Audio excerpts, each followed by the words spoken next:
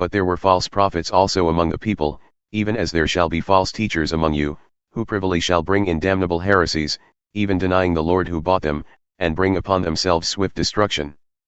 And many shall follow their pernicious ways, by reason of whom the way of truth shall be evilly spoken of. And through covetousness shall they with feigned words make merchandise of you, they whose judgment now for a long time lingereth not, and their damnation slumbereth not. For if God spared not the angels who sinned, but cast them down to hell and delivered them into chains of darkness to be reserved unto judgment, and spared not the old world, but saved Noah, the eighth person, a preacher of righteousness, bringing in the flood upon the world of the ungodly, and, turning the cities of Sodom and Gomorrah into ashes, condemned them to be overthrown, making them an example unto those who thereafter should live ungodly. And if he delivered righteous Lot, vexed with the filthy conduct of the wicked. For that righteous man, having dwelt among them seeing and hearing, was vexed in his righteous soul day after day with their unlawful deeds. Then the Lord knoweth how to deliver the godly out of temptations and to reserve the unjust unto the day of judgment to be punished. But chiefly those who walk after the flesh in the lust of uncleanness, and despise governance. Presumptuous are they and self-willed, they are not afraid to speak evil of dignities. Whereas angels, which are greater in power and might, bring not railing accusation against them before the Lord. But these, as natural brute beasts, made to be taken and destroyed, speak evil of the things that they understand not, and shall utterly perish in their own corruption.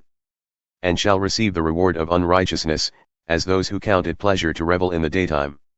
Spots they are and blemishes, sporting themselves with their own deceptions while they feast with you.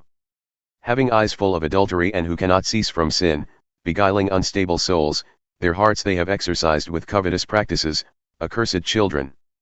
They have forsaken the right way and have gone astray, following the way of Balaam the son of Beor, who loved the wages of unrighteousness, but was rebuked for his iniquity.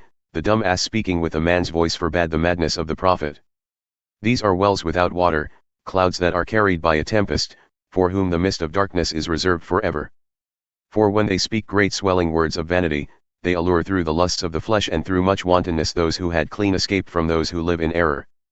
While they promise them liberty, they themselves are the servants of corruption, for by whom a man is overcome, by the same is he brought into bondage.